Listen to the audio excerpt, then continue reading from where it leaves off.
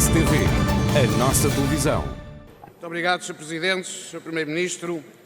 Depois de 30 minutos de discurso que variou entre uma espécie de propaganda e um exercício de autojustificação, convém voltar à realidade. E a realidade, Sr. Primeiro-Ministro, é que discutimos hoje o estado de uma nação cativa das cativações de Mário Centeno e da austeridade cada vez mais mal disfarçada desta maioria. Uma nação e um governo que, em vez de governar, governa-se. Em vez de decidir, adia. Em vez de resolver os problemas dos portugueses, vai tentando resolver os seus problemas, como ainda agora já vimos. Uma nação que vive numa dupla austeridade e sem troika, onde se cobra taxas e taxinhas sobre tudo e que tem a maior carga fiscal desde que há registro. 34,7% do PIB, 67 mil milhões de euros em impostos e em contribuições sociais só no ano passado. Uma nação com cativações que encerram transportes, fecha escolas porque não há auxiliares, adia exames porque não há professores, fecha esquadras para ter o mínimo de polícias na rua e que na saúde vive uma situação de verdadeira ruptura em que o estado da nação do seu governo é verdadeiramente um estado de negação. Diz o Ministro da Saúde, Sr. Primeiro-Ministro, que há um empolamento, e estou a citá-lo, sistemático de situações pontuais. Sr. Primeiro-Ministro, apenas 10 exemplos que ocorreram nos últimos 10 meses desses empolados casos pontuais. Enfermeiros denunciam caos na urgência de Guimarães, urgência pediátrica de Évora em ruptura, Hospital de Setúbal com doentes em macas nos corredores de urgência. Em Viseu, médicos e coordenadores pedem admissão. São João do Porto, crianças com cancro são tratados nos corredores. São João de Lisboa, diretores demitem-se por falta de condições e de segurança. Alfredo da Costa fecha 3 salas de parto. Hospital do Funchal, falta camas para internamento. Em Gaia, adia-se cirurgias por falta de material. Em Viana do Castelo, há empregadas de limpeza que fazem de auxiliares. 10 exemplos, Sr. Primeiro-Ministro: Norte, Centro, Sul, Interior e Litoral e Ilhas. Todo o país está a empolar ou é os senhores que estão, pura e simplesmente, a esquecer-se do país inteiro, Sr. Primeiro-Ministro? Os senhores, aquele partido e aquela maioria que tantas vezes falam no Serviço Nacional de Saúde, arriscam-se. Se o senhor não pôr um travão, e a responsabilidade é sua, às cativações Centeno, a serem o carrasco do Serviço Nacional de Saúde e ficar para a história com esse epíteto, Sr. Primeiro-Ministro. E mais, Sr. Primeiro-Ministro, não só são as cativações Centeno, são também os impostos Costa. O Sr. Primeiro-Ministro começou por dizer que virou a página da austeridade. Agora já diz que acabou a austeridade. O Sr. Primeiro-Ministro acha mesmo que os portugueses que todos os dias, em cada 10 euros que põem de gasolina ou gasóleo, pagam 6 para os cofres do seu governo e da sua maioria, acreditam mesmo nisto? Quem sofre a austeridade da bomba de gasolina acha que acredita mesmo nesse virar de página ou nesse fim dessa mesma austeridade? Sr. Primeiro-Ministro, o que se passou e o que se passa com o ISP é grave. É grave porque afeta os portugueses. É grave porque prejudica a economia e é também grave porque põe em causa a sua palavra. E isso é fundamental para que o Governo possa gerar confiança. O CDS propôs e propôs o fim da sua sobretaxa sobre os combustíveis, ajudou a cumprir a sua palavra.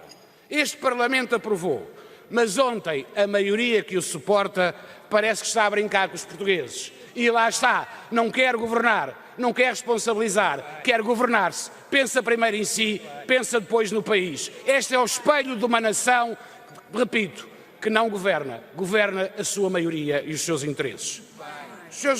Os senhores, nomeadamente o Sr. Deputado João Oliveira, os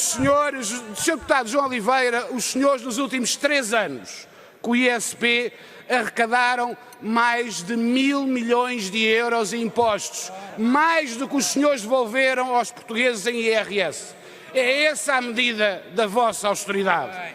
Ainda ontem, o Secretário de Estado dos Assuntos Fiscais assumia que só este ano são 464 milhões de euros a mais. O tal princípio que primeiro era neutral e agora é uma espécie de taxa verde.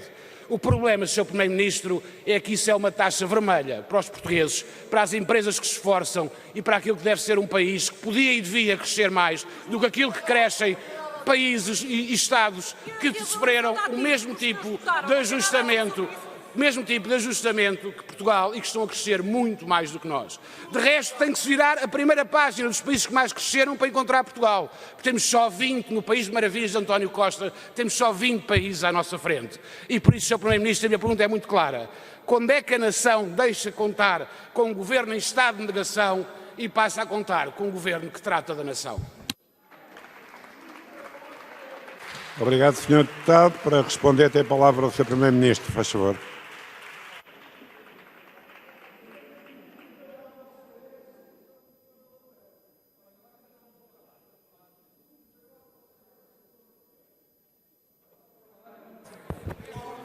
Muito obrigado, Sr. Presidente. Muito obrigado, Sr. Deputado Nuno Magalhães.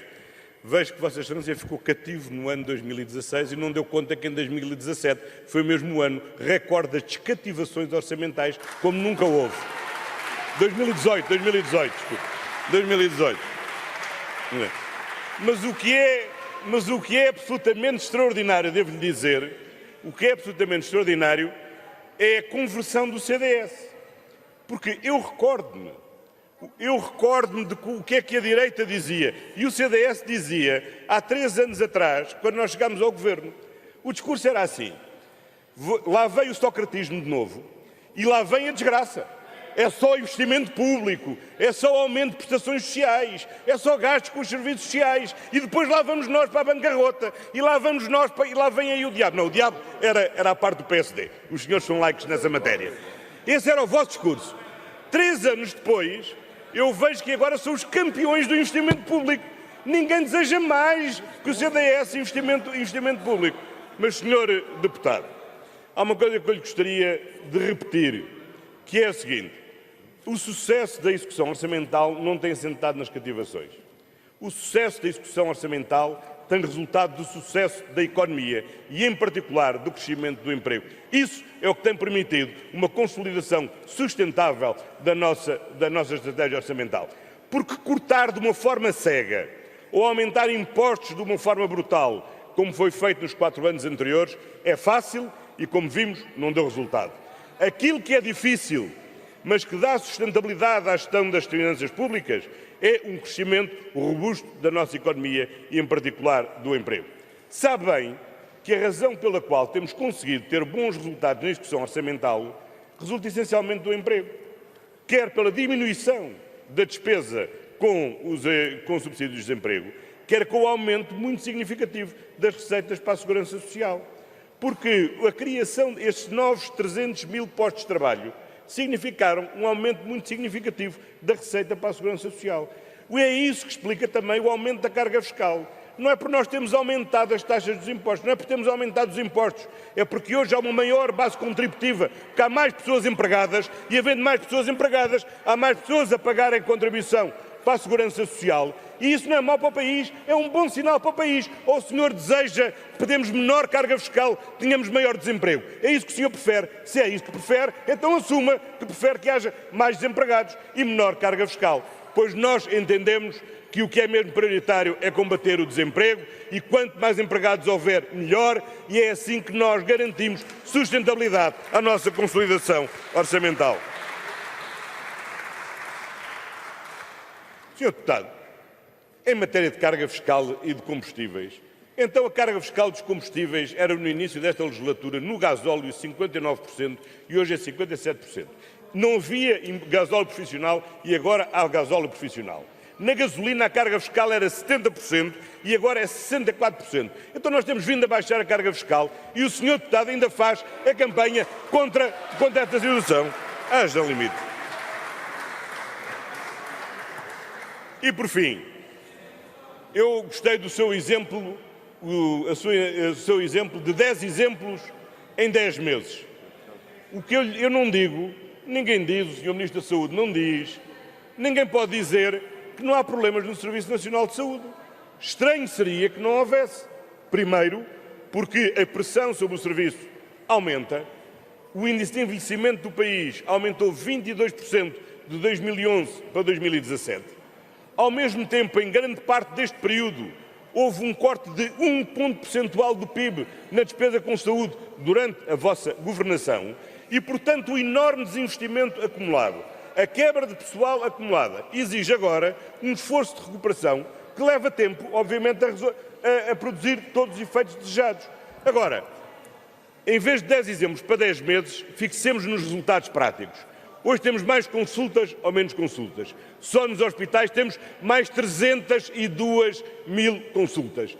Temos mais intervenções cirúrgicas ou menos intervenções cirúrgicas. Hoje temos mais 19 mil intervenções cirúrgicas do que tínhamos anteriormente. Ou seja, hoje temos mais portugueses com médico de família ou menos portugueses com médico de família. Reduzimos de 14% para 7% o número de portugueses que não têm médico de família. Isto é a realidade concreta, Sr. Deputado. Hoje o Serviço Nacional de Saúde está a produzir mais porque tem mais recursos, está melhor organizado e é isso que permite podermos ter melhores resultados. Se chegamos ao país do Nuno no País das Maravilhas, não chegamos nesse país, mas espero que um dia me ajude a chegar, porque eu adorava chegar ao seu País das Maravilhas. Muito obrigado.